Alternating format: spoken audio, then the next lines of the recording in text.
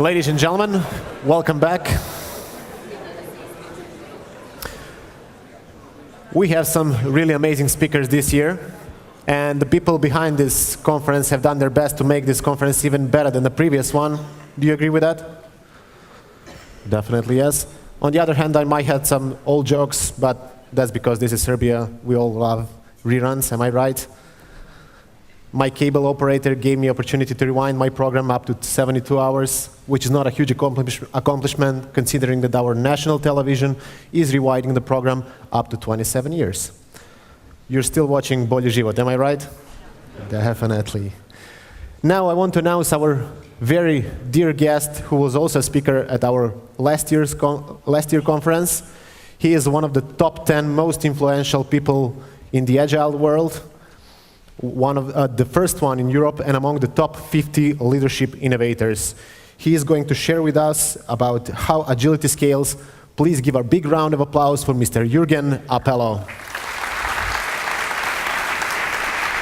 All right. Okay, awesome. So let's do the most important thing first. A selfie. All right, here we go. Make it a silly selfie. All right. Smile. Yay! Woo! This one goes on the internet very soon. Thank you so much. That was the important thing. Now the boring stuff. Let's play a game. I call this my summary slide.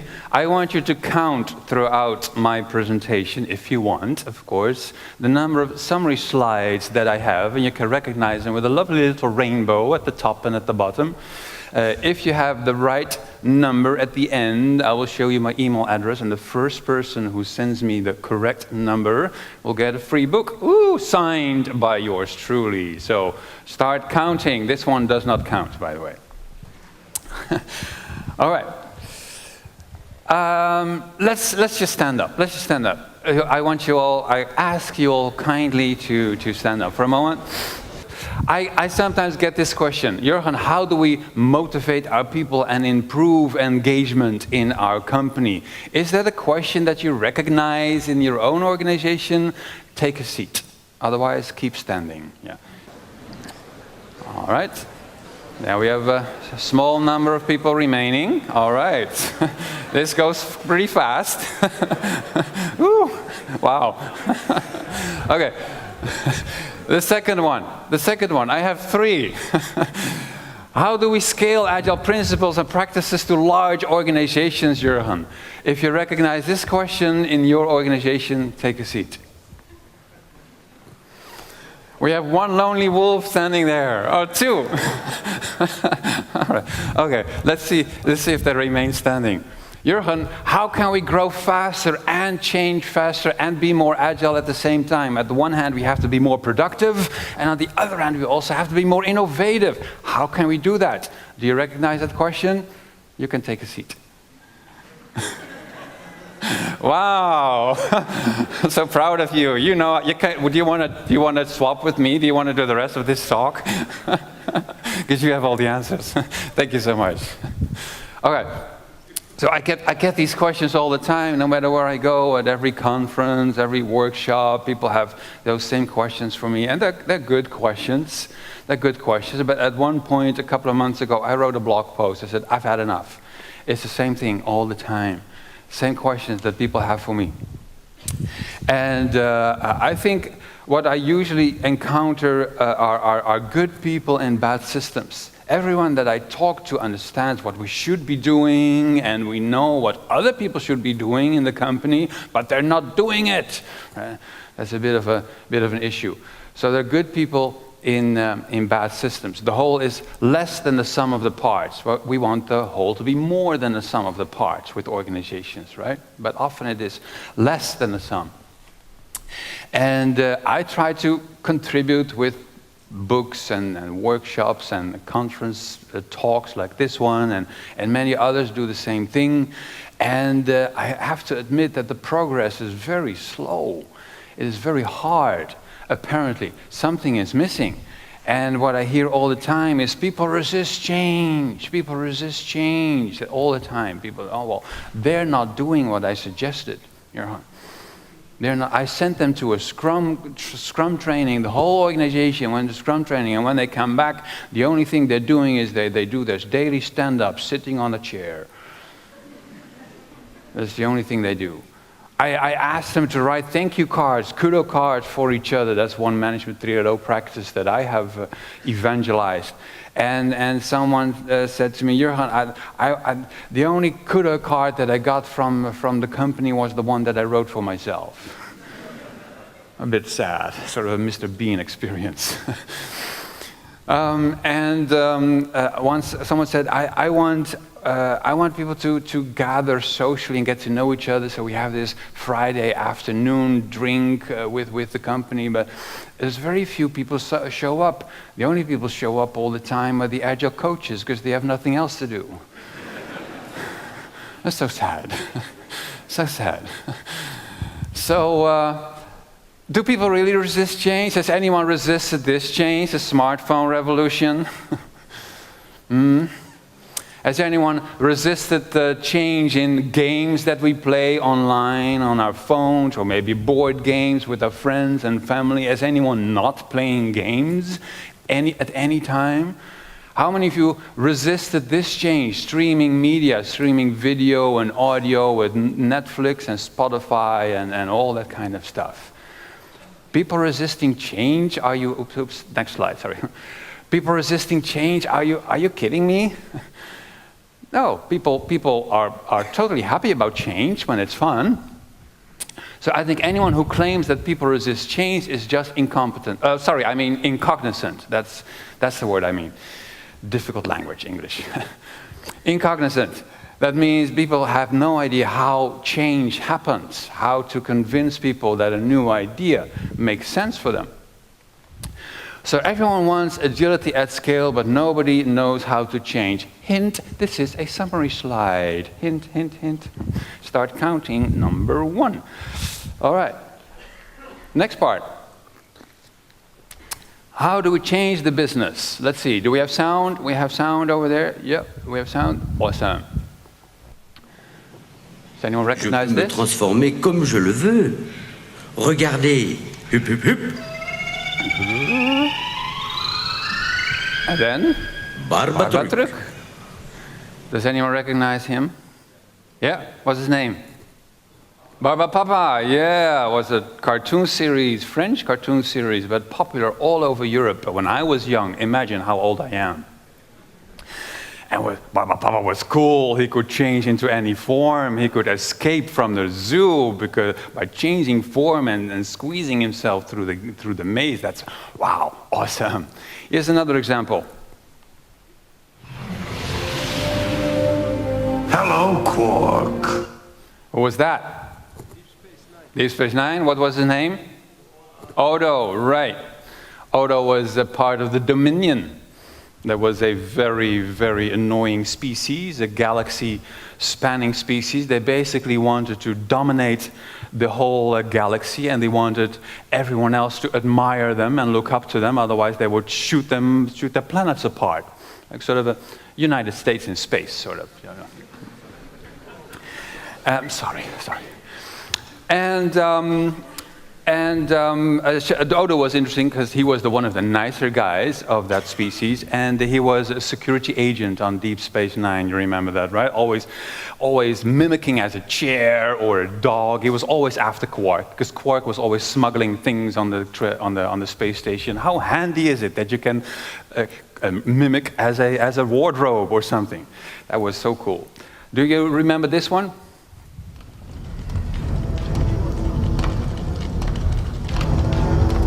Ooh, scary guy. Right, I heard already. The T-1000 of the best Terminator movie, in my opinion. That Terminator 2, of course, Judgment Day. And the T-1000, at one point he was like a liquid, right? Dripping from a ceiling, and at other points he was solid as steel and punching someone through the face. Ooh, that was a bit ghastly. But the point is, he had different forms at different moments, depending on the circumstances. And we call such species shapeshifters. They don't exist for real, of course, but they're very popular in sci-fi and fantasy X-Men, right? Mystique, another one, is a shapeshifter. So she gets $20 million for walking around naked. Isn't that amazing? I get nothing when I do that, I can tell you that. So unfair. Anyways, so she's a shapeshifter. And what is interesting is I like that metaphor, because I think it's the ultimate form of agility, basically. People adapting to their context. So I think successful organizations should be shapeshifters, sometimes hard, sometimes soft, sometimes solid, sometimes liquid, sometimes controlled, sometimes self-organized. It depends on the context. And what we often see is people referring to other companies that are supposedly completely self-organized and are a huge inspiration to all of us. And then we often hear references to W.L. Gore or Semco or Morningstar Tomato Company or whatever, Patagonia. If I hear one more person refer to Valve, I'm going to kill him, I swear. It's always the same companies that people refer to. And it's like, oh, look, the grass is much greener over there. Wouldn't it be awesome if we were completely self-organized like them? And I don't think that's what we want to be, actually. We don't want to be like Company X, because you do not have the same purpose as Company X. And self-organization is just one side of shape-shifting. It's like the liquid form. It can be very handy sometimes to be like a liquid, but sometimes you have to be solid as steel or a brick of concrete. So the real transformation that organizations need is to becoming like a shapeshifter, that kind of species that can change form depending on context. So agility is having the right form in the right place at the right time. I'll give you some examples. Is anyone familiar with holacracy? Has anyone heard of it? A good number of hands go up. Pretty popular, pretty trendy nowadays. Just if you at any conference, just say holacracy, holacracy, and people will flock towards you. They want to hear all about it. And it has some good ideas. I will admit, it has some very interesting ideas, like the double linking between teams. That's awesome, and people picking their own circles that they want to belong to. Fantastic stuff. It is like they are 90% self-organized, but there is still some 10, maybe 5% control in holacracy, and that is the Constitution. If you do not live according to the Constitution, which is 40 pages document, then you're basically not doing holacracy. And the Constitution has things such as how you run governance meetings, very specific instructions there for how everyone should do those. So there is still control there. It's just a little bit. I'm sure some of you are familiar with the Spotify model, very popular nowadays. Many people want to adopt and implement the Spotify model, even though my friends at Spotify tell everyone, please don't copy the Spotify model. Ivar Anderson and Henrik Nieberg said, well, this is just what we are doing. Figure out yourself what is the best way. But no, everyone said, yeah, let's copy it. Let's implement the Spotify model. Anyways, they have some good suggestions. There's a document, there are 2 videos created by Henrik, and great stuff. But it is like 80% self-organized and 20% control, but they only describe the self-organized part, mostly, basically, which is all fascinating, very inspiring. There's no documentation about that control part that is still there. Like, take a guess. There is a tribe lead over here. Who picks the tribe lead? It's not described, it's not in the document. I bet that that tribe lead is assigned by top management, right? It is put there in place by someone. So there is still some control there for good reasons, because 100% self-organization often doesn't make sense. Does anyone recognize this? Safe, scaled, agile framework? Yeah. Fascinating. So this is like 50-50. 50% control, 50% self-organization, a bit of both in a big mix. It is all there, lots of good ideas in there. But it is static. It doesn't change form. It is a static picture. So that is a bit like Odo of Deep Space Nine in the middle of a transformation from being a chair or let's say from being a dog to being a toilet, right? In the middle of a transformation. He's not a dog anymore, but also not a toilet yet, right? So you can't play with it and you can't shit on it either, right? That's what Scaled Agile Framework is, right? So, my summary of this part is to deal with changing goals, organizations have to become shapeshifters. I hope you get my point. Now, what about scaling that change? I'm sure you're familiar with this.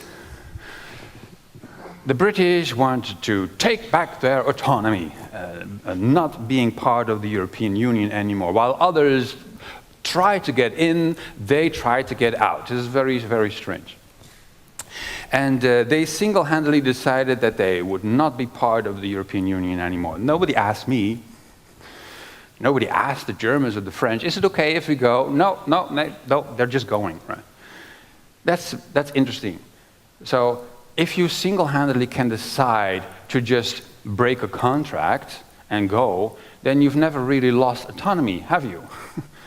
You still have it, because you don't need someone's permission to go away. You just negotiate what happens with the house.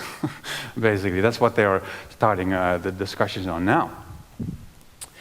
So many economists say that's a silly decision because there's reasons for doing things at the European level. Some decisions are smarter to be if you make them at a centralized place.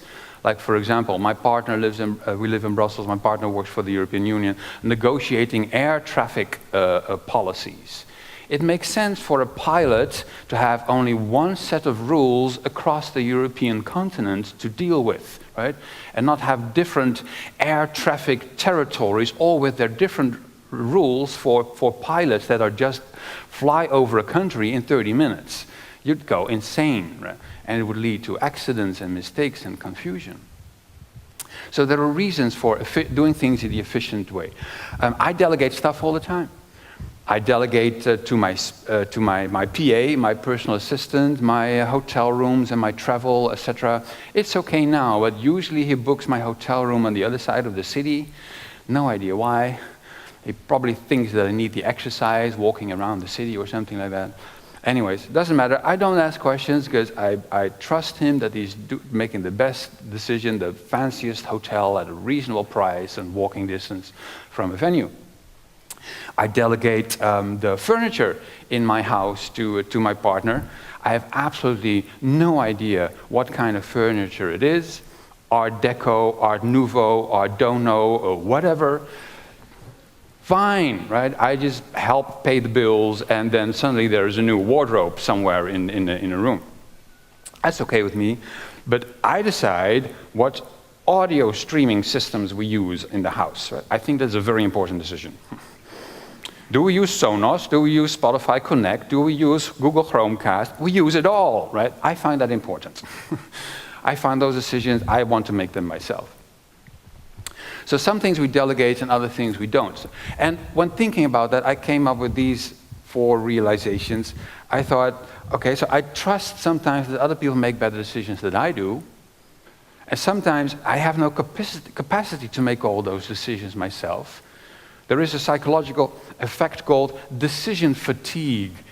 People get tired of making decisions about everything all the time. They want to make decisions about a small set of areas, and then the rest, please let other people do it. But I have the power to change any arrangement. I do not have a 10-year contract with my personal assistant. I can stop our collaboration at any time. Like the British, I can take back my autonomy at any moment. Right? That's important. And I can make sure that I can do this fast. And this is a problem for the British now, because it's going to be a very painful, long, slow process.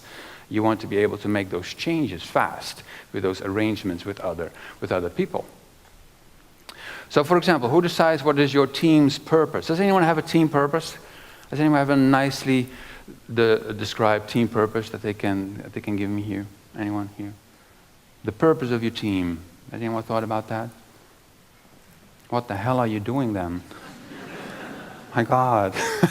I was just writing some code, whatever. Someone seems to like it. Okay, no hands go up. Okay, well, whatever. Was worth a try. So some teams have a team purpose. Then the question is, where does that purpose come from? It could be command and control.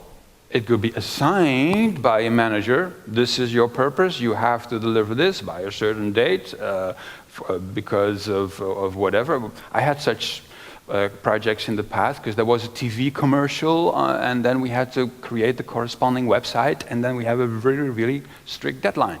That was a clear purpose.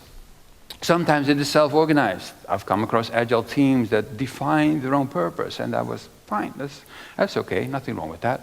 So in that case, it was on the other side of the spectrum. I call it level 7 in my delegation board language that some of you may be familiar with. Sometimes it could be in the middle, sort of negotiated with manager and the team, a bit of give and take, and then you achieve consensus. Now this is usually called traditional. Right? When most of the decisions are made command and control and you were told how to do things, command and control way, that is traditional. Now what I see is usually that the interpretation is that this is agile. To have more freedom and self-organization and the teams making all the decisions with each other, etc., etc. I am at agile conferences all the time, at Scrum gatherings and what have you not, and I often get the impression that the ideal organization for most agilists would be lots of self-organized squads making decisions by themselves all the time with no management whatsoever until you have one huge crowd of self-organizing, tree-hugging hippies, right? That's the idea that I sometimes get from agile conferences. I love tree-hugging hippies. I hug trees every now and then myself as well, I swear. But not all the time.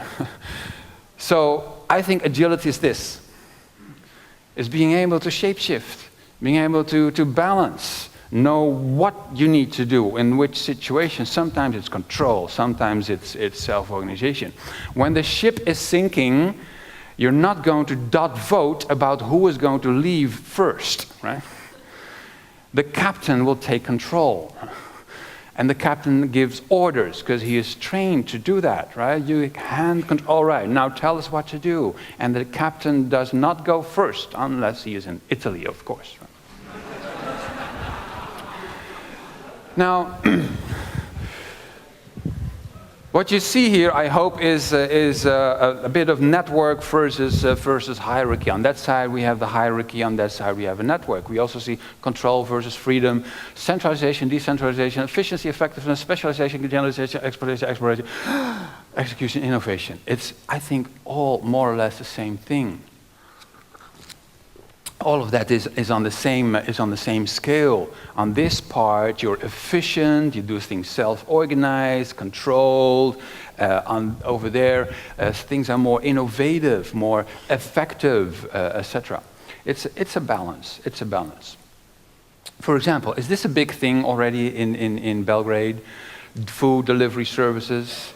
Yeah, I see people nodding their heads. There are different brands. I am subscribed to Uber Eats, but others, they're Foodora, Deliveroo, there are local alternatives. So a lot of this is self-organized, right? They decide their own routes that they take, the bikes that they use, etc., when they want to work or not, because basically they're freelancers, these guys and girls who do this. But some things are controlled. Do you think that they can wear any jacket that they want? No. Of course not. They have to wear the green jacket and the green box because that is branding. It is controlled. There is no self-organization. They can't say, well, I'm in a purple mood today. No, not allowed. You are assigned the green color. So some things are over there, the platform and the bags and the payment system, and some things are over there, self-organized, do whatever you want in terms of whether or not you wear a helmet or whatever. Probably some no rules for most of these stuff, working hours, etc.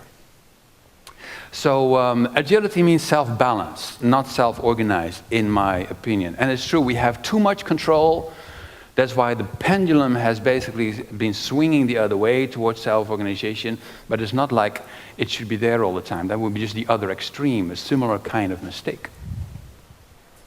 Why people change? Ooh, look at this. This happened last year. Oh, can we have sound? Let's do it again. Let's do it again. Can we have sound up? In Central Park. Pokemon. My God, I was there. I've seen these kinds of things.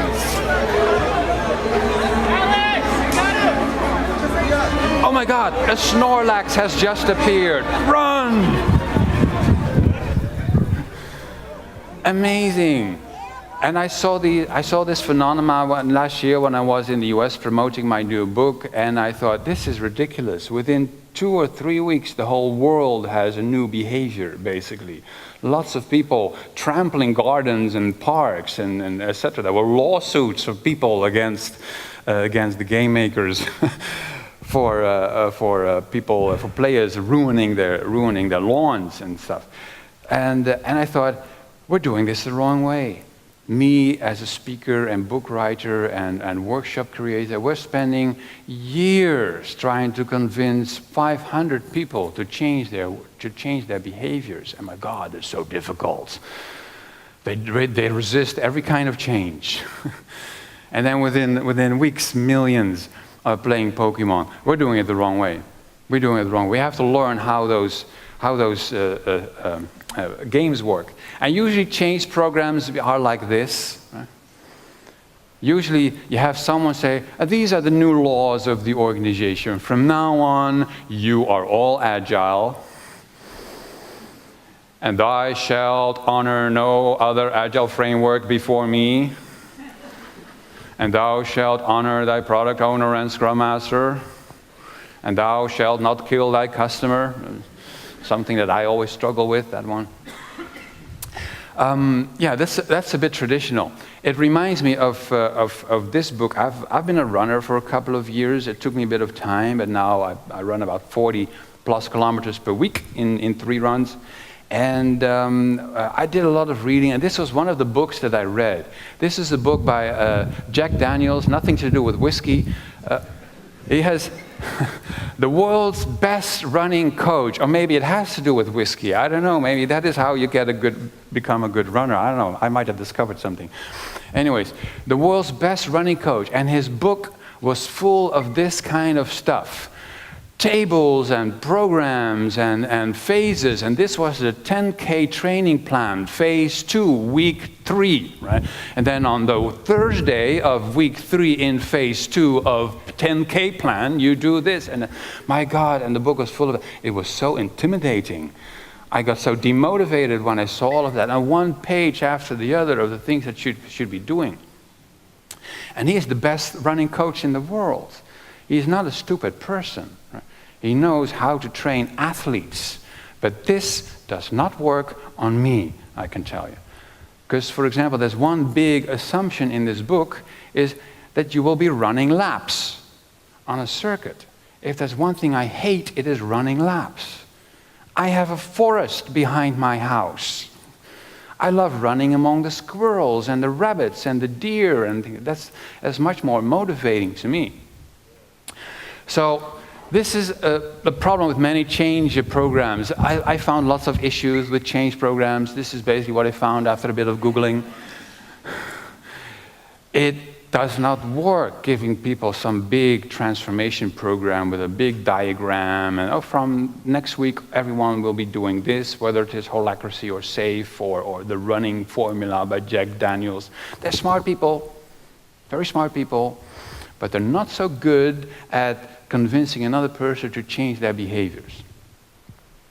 And people have no problems changing when they want to. We saw that. Everyone's using smartphones. I use smartphones. I have no problems picking up, buying a smartphone. So we have to understand how games work. Like Pokemon. All of the neurological and physiological systems that underlie happiness are fully activated by gameplay, wrote Jane McConigal, who wrote Reality is Broken. Great book, by the way.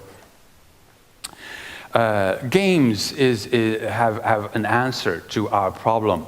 The best change agents, they work in the games industry because they trick us into playing games. They're changing our behaviors, basically.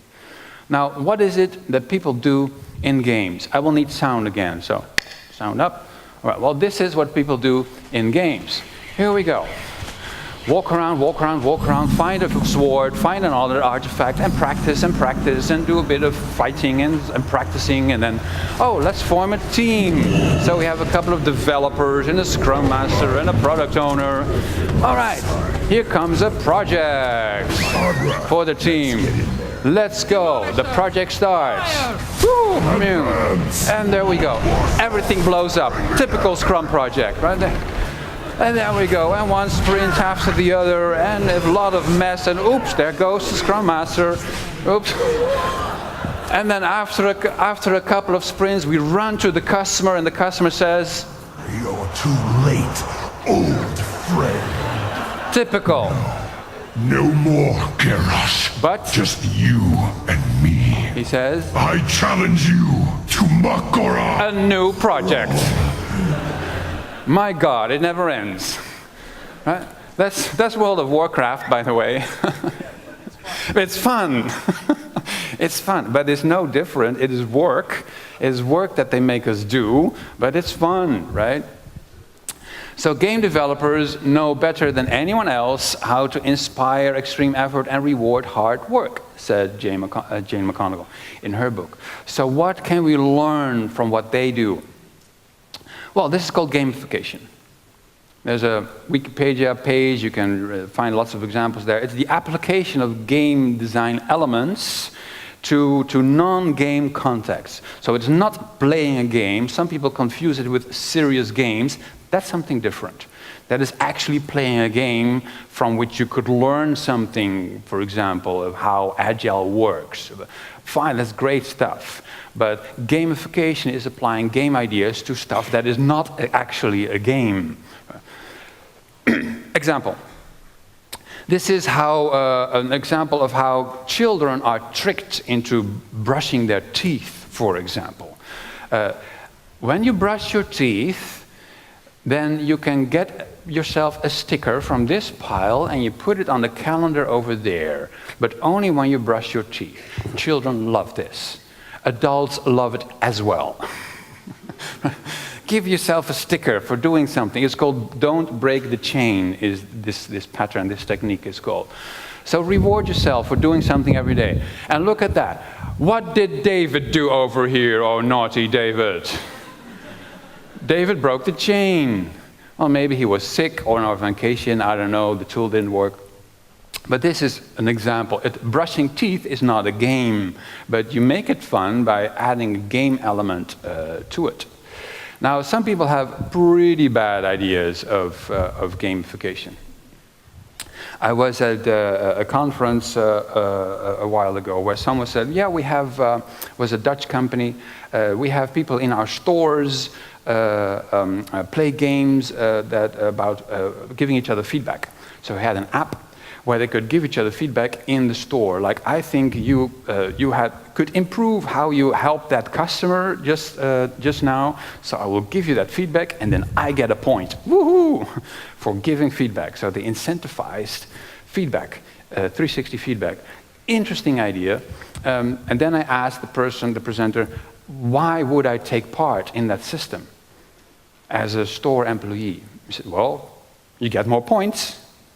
Yeah, but why would I want more points? What's the point of getting more points? So, well, then you're at the top of the leaderboard.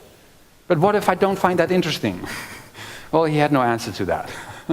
Because being at the top of the leaderboard. And also he said, I asked, and do managers take part in that 360 feedback? No. They only look at the dashboard of the statistics. And I had a Jean-Luc Picard moment then. Oh my God. Anyways, it is gamification indeed, but some people think of this part only as gamification. This is Octalysis by Yu Kai Chu, fantastic model about gamification. Status points, leaderboards, progress bars, achievement symbols, all of that is here in this corner, the one corner of gamification. So do not think that gamification is only about giving people points and showing a leaderboard and trying to be at the top. It is a very poor implementation of gamification. I have another example. A nice example in the book of Yu-Kai Chu. He said someone had a website where he asked people for their hobbies. Give us your hobbies, free format. So people type, well, my hobbies, reading, writing. All right, done, submit. And the average number of hobbies he got was 1.5 or across everyone. And then he did something interesting. He, instead of a free field, limitless, he made 3 text boxes available, exactly 3. And then people used all 3 instead of 1 or 2. So, okay, reading, writing, and traveling, all right? Submit. Why? Well, this is called magnetic caps. It is in the scarcity column, in the scarcity area. If you make something limited available, then people will be more motivated to use it because there is only a few of it. Right? They measured it. The scientists know that if you have 2 cookie jars and one of them is nearly empty and the other is nearly full, most people want the cookies in the jar that is nearly empty because there are only a few left. That makes them more valuable. Except for the last one, of course. That would be impolite.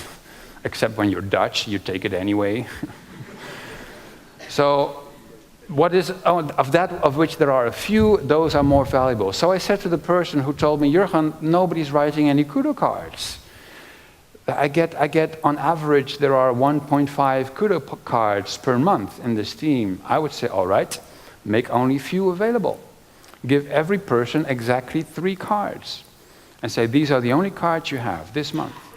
That's what you have to use. No more. That increases the value per card. And then you'll see the response rate goes up. It's called magnetic cap in gamification language. Another example. One person said, every Friday afternoon we get together and almost nobody shows up. Right? I joked only the Agile coaches would show up. That was not true. But you can increase the turnout. I said, well, what I would do, I would take a silly selfie with the people who are there. Every time the people who actually show up, we come up with the silliest selfie that we can think of. We make it, and then we post it somewhere where it is very visible, so everyone else can see who was there at the silly selfie and who came up with the idea for this stupid thing that we did, right? So it's going to be like a badge of honor. It's going to be a social thing that's over here. Brag button, social treasure, social pros is all the social area. That's how I'm quite sure you can increase the turnout.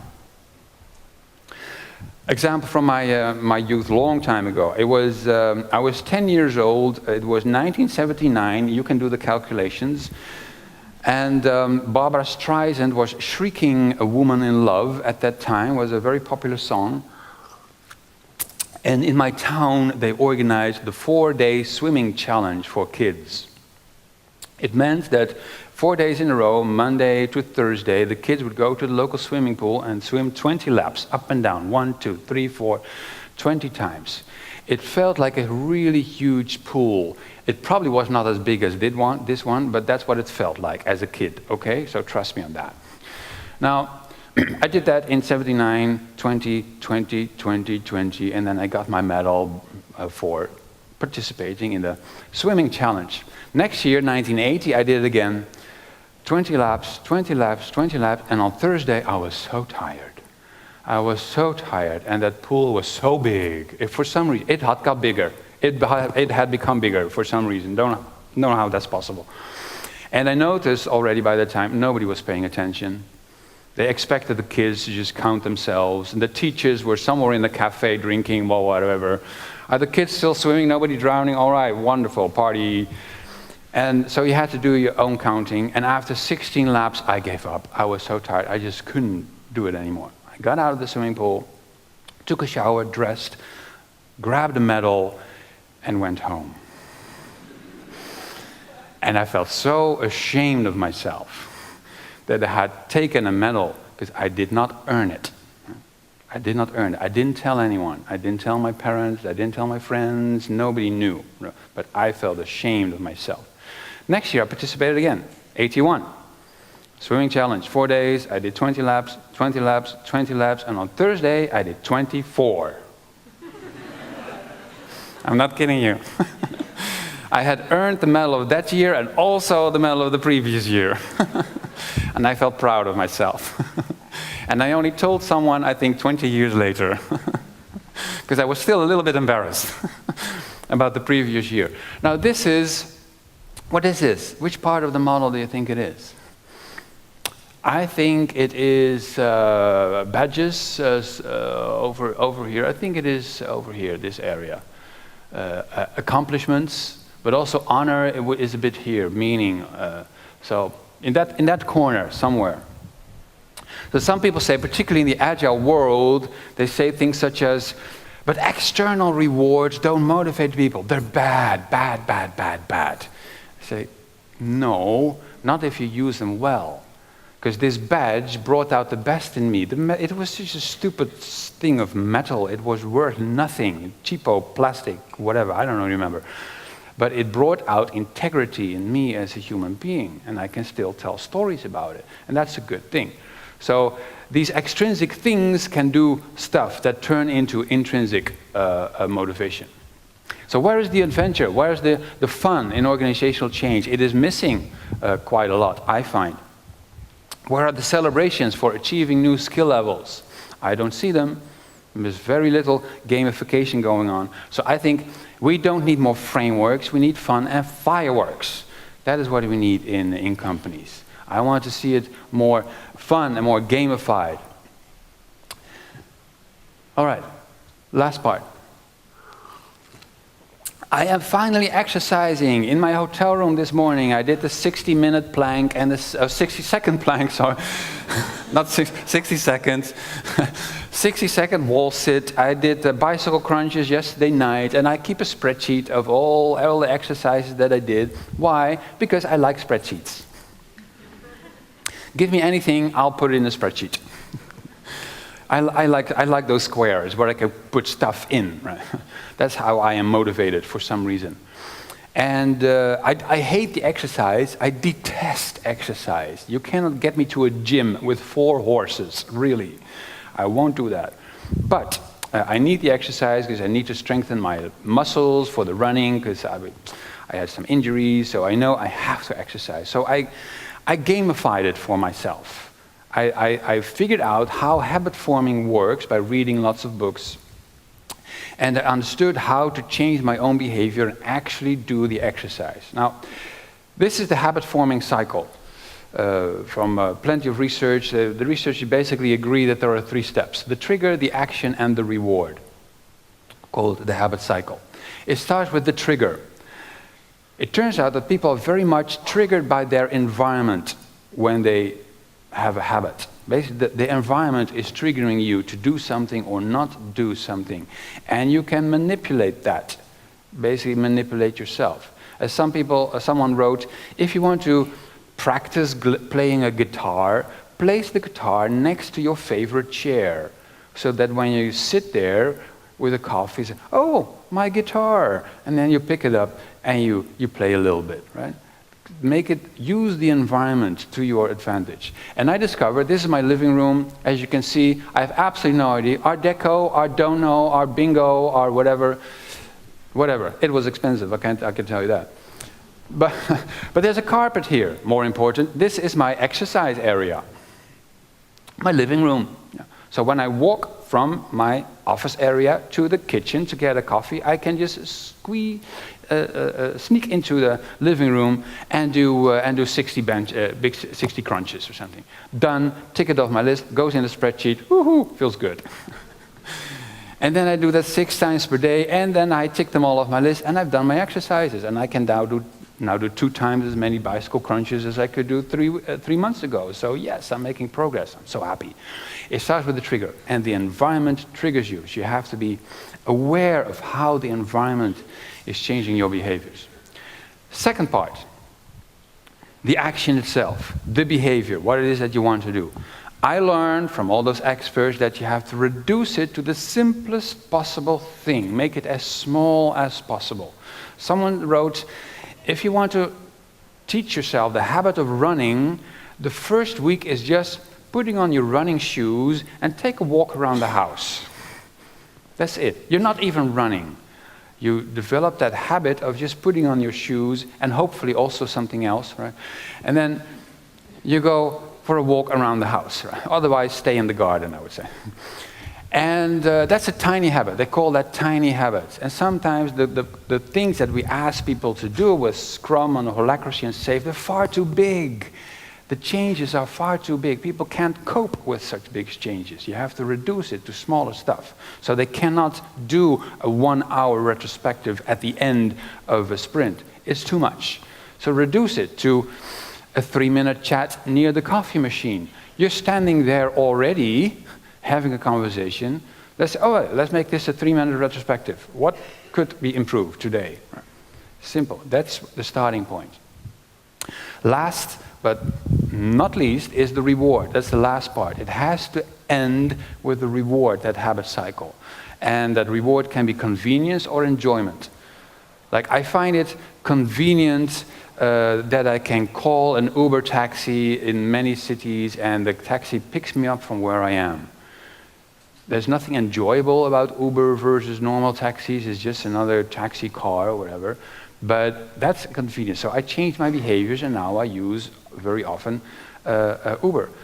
Enjoyment, that's social networks, for example. That's enjoyment. I change my behaviors and use Facebook and Twitter. Why? Because I enjoy it. There's nothing convenient about it, but it's enjoyable. Every interaction is enjoyable.